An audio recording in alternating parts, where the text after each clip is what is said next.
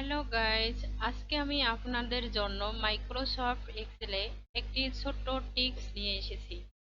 আজকে আমরা শিখব কিভাবে 500 বা 400 অথবা যত খুশি নাম্বার নিয়ে একসঙ্গে সিলেক্ট করে অল বর্ডার দিতে পারবো। তো চলুন কথা না বাড়িয়ে শুরু করি। অনেক সময় আছে এ কলাম থেকে ডি কলাম পর্যন্ত এইভাবে সিলেক্ট করে নিচের দিকে আমরা এভাবে যেতে যেতে অনেক সময় অপচয় করি। এক্ষেত্রে দেখা যায়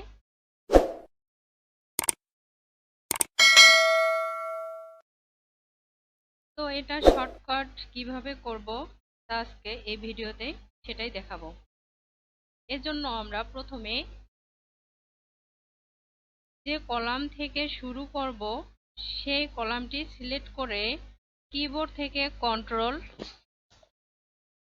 সি বাটন প্রেস করার পর এরকম একটা গো টু নামে একটা ডায়লগ বক্স আসবে।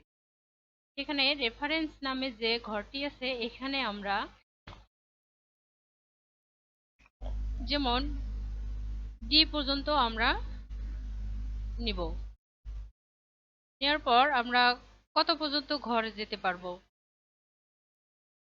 যেমন আমি চাচ্ছি আমি 20 পর্যন্ত নিব। ডির সঙ্গে 20 যোগ করে শিফট ক্লিক দেখুন সিলেক্ট হয়ে গেছে। এরপর হোম বাটনে গিয়ে আমরা এখান থেকে অল বর্ডার করে দেব। দেখুন সহজে আমাদের কাজটি হয়ে গেছে।